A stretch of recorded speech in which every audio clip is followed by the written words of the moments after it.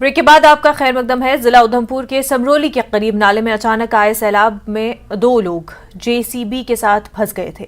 यहां मौजूद कश्मीर पुलिस फौज, एसडीआरएफ और सीआरपीएफ की तरफ से मुश्तरका रेस्क्यू ऑपरेशन अंजाम दिया गया और पानी में फंसे लोगों को बहिफाजत निकाल लिया गया। इतलात के मुताबिक नाले पर पुल की तामीर के काम में लगाई गई जेसीबी मशीन के 2 ऑपरेटर अचानक सैलाब आने से मशीन समेत नाले में फंस गए थे और इतला मिलते ही थाना उधमपुर के एसएचओ रघुबीर सिंह की टीम ने सरगर्मी दिखाई और फंसे हुए लोगों को बचाने के लिए फोर्सेस से मदद ली। मेरे ही ब्लॉक में एक पंचायत में जो फुट ब्रिज का काम लगा था नाले में, तो जो नाले में काम चल रहा था तो अचानक ऊपर से कहीं बारिश हुई तो बारिश का बहुत ज़्यादा पानी आ गया और बहुत तेज़ी से पानी आ गया और नीचे जब मशीन काम कर रही थी अपना और जो ऑपरेटर और इसके साथ जो हेल्पर था, जो दोनों लोग उसमें फंस गए और उससे मशीन से निकल के उसकी बागट के ऊपर चढ़ गए। बहुत ज़ोर से पानी है, लेकिन खुदा का ऊपर वाली की मेहर है कि दोनों सुरक्षित रहे और बच गए। उसके बाद जहाँ पे पूरा इंतजामिया जो भी टीम थी, आर्मी की SDPO Chenani, SHO Chenani, army के जवान, सारी जितनी भी एडमिनिस्ट्रेशन की टीमें थी जहाँ पे पहुँच गई और उनको सुरक्षित वहाँ से। Jammu Kashmir academy of art, culture and language ने टैगोर हॉल श्रीनगर में मीट दी एमिनेंट राइटर तकरीब का इनेकाद किया। मारूफ शायर व अदीब और ब्रॉडकास्टर रफ़ीक राज से मुलाकात हुई। इस नशिस्त के दौरान सदारत के फ़राइज़ प्रोफेसर अयाज रसूल लाजकी ने अंजाम दिए, जबकि प्रोफेसर शेख एजाज अहमद बतौर मेहमान खसूसी और डॉक्टर मिर्ज़ा फारूक अनवर मेज़बान के तौर पर ऐवान सदारत में मौजूद थे। मुलाकात के दौरान नौजवान स्कॉलर जावेद रसूल ने रफ़ीक राज के फ़िक्रो फ़न पर अपना मकाला पेश किया, जिसे बेहद सराहा गया और इस दौरान नौजवान स्कॉलर डॉक्टर शबीर अहमद की किताब रस्म इजरा अंजाम दी गई। तकरीब के दौरान रफ़ीक राज ने अपनी ज़िंदगी और शायरी के बारे में तफसीली गुफ्तगू की और अपने तजुर्बात की रोशनी में हाज़रीन के सवालात के जवाबात दिए। ऐसा असल में एकेडमी का एक जो शेड्यूल बना है मीट द एमिनेंट सीरीज़ का, हम चाहते हैं हमारे जो पेशरव हैं, हमारे जो स्टालवार्ड्स हैं, हमारे जो कोहन मशक हैं, उनकी शख्सियत को सेलिब्रेट किया जाए, जिन्होंने 50 साल से ज़्यादा अरसे तक लिखा, पढ़ा और लोगों की किताबें छापी। हम चाहते हैं कि वो आवाम से भी जुड़े और एकेडमी का ये मैंडेट भी। करगिल में हेलीपैड पर हथियारों की नुमाइश लगाई गई। यहाँ आर्टिलरी, गन्स और इन्फेंट्री बैटल डीलर्स पर डेमो रखा गया था और इस मौके पर जीओसी 8 माउंटेन डिवीजन के सचिन मलिक मेहमान खसूसी थे और इसके अलावा 121 ब्रिगेड के और दीगर आर्मी अफसरान भी मौजूद थे। मुख्तलिफ स्कूलों के बच्चों ने भी इस नुमाइश का मुशाहिदा किया और उन्हें करगिल जंग में इस्तेमाल होने वाले आलात दिखाए गए। पेंटिंग में अपना हुनर दिखाने वाले स्कूली बच्चों में इनामात तकसीम किए गए, जिस पर बच्चों ने फौज का शुक्रिया अदा किया। प्राप्त होगा जो भारतीय सेना के निरंतर आधुनिकीकरण और स्वदेशीकरण प्रयासों का प्रमाण है। हर हथियार, हर वाहन और हर उपकरण के पीछे अनगिनत व्यक्तियों का सामूहिक प्रयास है, जिन्होंने यह सुनिश्चित किया है कि हमारी भारतीय फौज के पास सर्वोत्तम उपकरण मौजूद हो। आज की प्रदर्शनी न केवल भारतीय सेना की प्रगति को प्रदर्शित करती है, बल्कि हमें हमारे सैनिकों के समर्पण और बलिदान की एक झलक भी दिखाती है। आज के कार्यक्रम का उद्देश्य हमारे बीच मौजूद युवा छात्रों को भारतीय सेना के बारे में जागरूक करना भी है। हमें खुशी होगी अगर आप में से कोई छात्र भारतीय सेना का हिस्सा बनने के लिए प्रेरित हो। भारतीय सेना सिर्फ एक संस्था नहीं है, बल्कि बहादुर पुरुषों और महिलाओं का एक टीम है, जिन्होंने हमारे देश की रक्षा के लिए अपना जीवन दांव पर लगा दिया है। उनका साहस, अनुशासन और अटूट समर्पण हमारी रक्षा क्षमताओं को कायम रखने वाले स्तंभ हैं। किश्तवाड़ में सफाई कर्मचारी यूनियन ने फिर एक बार एहतजाजी मुजाहरा मुनज़्ज़म किया। उन्होंने अपने मुतालबात को लेकर म्युनिसिपल डिपार्टमेंट के सामने धरना दिया और उनका कहना है कि लेफ्टिनेंट गवर्नर ने अभी तक उनके मुतालबात पूरे नहीं किए और हमेशा झूठे वादे किए। 10 से 15 साल से यौमिया उजरत पर काम करे मुलाजमीन को फौरी मुस्तकिल करने की मांग की जा रही है। मांगे पूरी न होने पर इन कर्मचारियों ने 17 जुलाई से काम छोड़ो हड़ताल करने का ऐलान किया है। उनका कहना था कि वो अपने अहल खाना को भी सड़कों पर लाने के लिए मजबूर हो जाएंगे और एलजी इंतजामिया नताइज की जिम्मेदार होगी। 15 तारीख से हम काम छोड़ हड़ताल पे आएंगे और उसी के साथ हम अपने बीवी बच्चों को लेकर रोडों में आएंगे। उसकी जिम्मेवार अगर कोई होगी तो वो होगी एलजी एडमिनिस्ट्रेशन और बीजेपी सरकार, क्योंकि बड़ी देर से हमें सिर्फ लॉलीपॉप दिखाया जा रहा है कि आज नहीं कल आपको परमिट किया जाएगा। जैसे इन्होंने कॉर्पोरेशन में इन्होंने 2014 तक इन बंदों को परमिट किया, आज हमारे लिए अर्बन लोकल बॉडी में रूल निकाल रहे हैं कि 2010 के बाद जो लगे हैं वो बैकडोर एंट्रीज है। अगर ये बैकडोर एंट्री है आज तक कैसे लगाए थे इन्होंने? तो ये काम करने वाले बंदों के साथ हैरास हो रहा है और हम यहां से एडमिनिस्ट्रेशन को चेतावनी देते हैं कि हमारे मसाइल फौरी तौर पे हल करें। ऐसा ना हो कि 17 तारीख के बाद जो भी हालात होंगे उसके जिम्मेवार।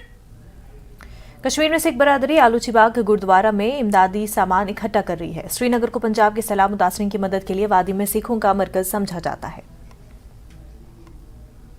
तो परसों के पिछले दिनों में, पिछले हफ्ते पंजाब में जो सैलाब आ चुका है, तो आपको पता है कि पंजाब जो है सेल्फ सफिशिएंट है हर चीज़ में से, लेकिन खुदा की अल्लाह ताला की तरफ से ये एक बहाना होता है, एक किस्म का एक आजमाइश होती है। तो उनको किसी चीज़ की कमी नहीं है, क्योंकि जब भी यहाँ कश्मीर में कभी पहले कोई भी हमें प्रॉब्लम आई तो पंजाब वाले सबसे पहले यहाँ पहुँचते थे, तो हम उनको अपना एक किस्म का पैका मानते हैं। तो आज हमने तमाम कश्मीर के वैली के सिखों ने, जब हमें पता चला कि सारी संगत जो कश्मीर वैली की है, बारामूला हो, उड़ी हो, काजीगुंड हो, अनंतनाग हो, त्राल हो, पुलवामा हो, तो सब की तरफ से हमें मैसेज मिली। तो सब ने हर काम छोड़कर पहले सब कुछ गुरुद्वारा आलूची बाग जो सेंटर है हमारा, खानपुरा से, महजूर नगर से, जवाहर नगर से, जितने भी अराउंड सिटीज़ हैं, पुलिस कॉलोनी, बिमना से, हर जगह से आकर अपनी जो उनका जो सामान लाया उन्होंने, खाने पीने का, खासकर कपड़े, जिसमें खासकर ये भी है, ओडोमॉस भी है, ये दवाइयाँ भी हैं,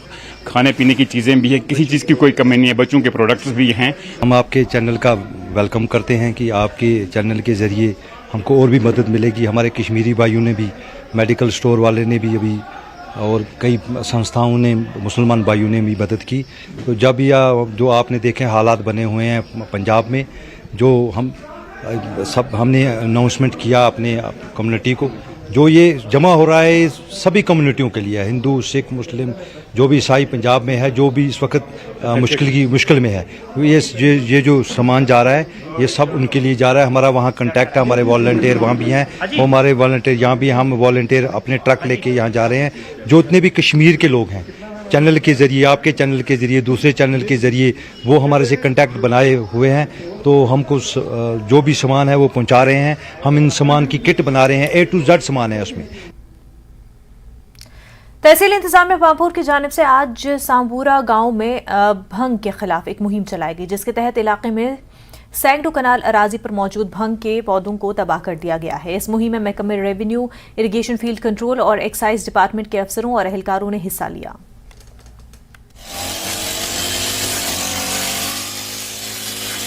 ये ड्राइव जो सांबूरा पामपुर में की है, तो ऑलमोस्ट अभी हमने शुरू ही की है। मुझे लगता है कि 20 से 25 कनाल अराजी तक आज हम डिस्ट्रक्शन कंप्लीट करेंगे, क्योंकि काफ़ी एरिया पे जो है वाइल्ड बंग भी है on the canals of bank या ऑन द रोड साइड्स, ये आज हम खत्म कर रहे हैं। इसमें हमको भरपूर ताउन मिला है रेवेन्यू से भी और इरिगेशन फ्लड कंट्रोल डिपार्टमेंट से भी।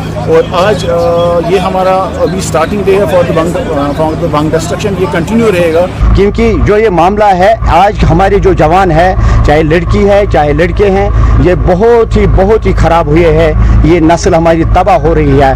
अगर हम रेस्पेक्टेड पर्सन अगर इसमें कोई मॉरली या लीगली सपोर्ट नहीं देंगे तो हमारे जीने का कोई मकसद ही नहीं रहता है, क्योंकि जबकि हमारी फौज ही ख़त्म हो रही है तो हमारे जीने का क्या मतलब है। हमारे इन बच्चों का जो भविष्य है वो भी बेकार पड़ा रहेगा। मैं अपनी तरफ से, अपने गाँव की तरफ से इस गवर्नमेंट को, डिस्ट्रिक्ट एडमिनिस्ट्रेशन को और तहसील एडमिनिस्ट्रेशन को, खासकर तहसीलदार साहब पुलवामा को, अपनी तरफ पामपुर को, अपनी तरफ से, अपने गाँव की तरफ से तहे दिल से शुक्रिया अदा करता हूँ कि उन्होंने हमें मैसेज भेजी है कि आप लोग यहाँ ठहरिए, हमें कॉपरेशन दीजिए। हम उसके कहने पर ही यहाँ पर जमा हुए।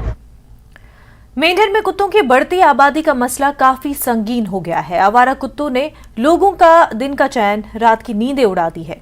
हालांकि मुतल्लिका महकमे के पास इस मसले पर कंट्रोल के सारे वसाइल मौजूद हैं, लेकिन मेंढर के गली मोहल्लों और सड़कों पर आवारा कुत्ते बड़ी तादाद में देखे जा सकते हैं। लोग कुत्तों पर कंट्रोल में नाकामी पर सरकारी इंतजामिया से नाराज है। रातों में इन कुत्तों की टोलियां छोटे बच्चों पर हमला करती है। कुत्ते मोटरसाइकिल सवारों का ताक़ुब करते हैं। ऐसे में मोटरसाइकिल सवारों के गाड़ी से गिर जाने के वाक़यात रोनमा हो चुके हैं। मेंढर कस्बे के लोगों ने आला हुकाम से अपील की कि वो इन कुत्तों के खिलाफ मुहिम करे ताकि अवाम राहत की सांस ले सके। आवारा कुत्ते इतने हैं बस स्टैंड में कि बच्चों का अकेले निकलना बड़ा मुश्किल है, ख़ासकर रात को अगर कोई बाइक वाला बेचारा यहाँ से गलती से जावा की तरफ से या कहीं से भी बस स्टैंड में इंटर होता है तो उसको अपनी जान बचाना बहुत बड़ा मुश्किल हो जाता है। अगर भागते भागते कहीं उसका एक्सीडेंट हो जाता है तो इसका जिम्मेवार कौन होगा? आवारा कुत्तों के लिए हम ये कहेंगे यहाँ का जो कोई भी डिपार्टमेंट है इनके अंडर जो आता है उसको जो चाहिए कि अगर आवारा कुत्ते हैं इनको एक जगह में, जैसे जम्मू के अंदर म्यूनसिपलिटी है वहाँ भी पकड़ते हैं कुत्तों को, कश्मीर के अंदर जहाँ जहाँ भी है म्यूनसिपलिटी वो पकड़ते हैं, पकड़ करके उनको कोई दूसरी जगह में उन्होंने शिफ्ट करते हैं। यहाँ भी अगर ऐसी बात है तो मैं गुजारिश करूँगा अगर पंचायत के अंडर आता है या किसी और महकमे के अंदर आता है तो इनको जो पकड़ करके किसी पिंजरे शिंजरे में डाल करके किसी एक जगह में छोड़ा जाए ताकि आम पब्लिक जो बाज़ार में चलती है, कोई बच्चे आते हैं बच्चों पर अटैक कर देते हैं। आवारा जो जानवर हैं ये कहीं ना कहीं हमारी सोसाइटी के लिए किसी भी समय जो है वो एक न्यूसेंस या हमारे लिए खतरा जो है वो क्रिएट कर सकते हैं। जैसे आपने बताया कि कल एक डॉग बाइट का इंसिडेंट जो है वो हुआ है, तो इस सिलसिले में आप जानते हैं कि यहाँ पे म्यूनसिपैलिटी है नहीं है, क्योंकि मोस्टली ये होता है कि टाउन्स में म्यूनसिपैलिटीज़ इन सारी चीज़ों को कंट्रोल करती हैं। मगर मैं ये इशू जो है ये टेकअप करता हूँ इनके साथ, वेटरनरी डिपार्टमेंट के साथ, उनके साथ बैठ के उनके साथ लाइव करके हम ट्राई करेंगे कि कोई इस चीज़ का कोई सोल्यूशन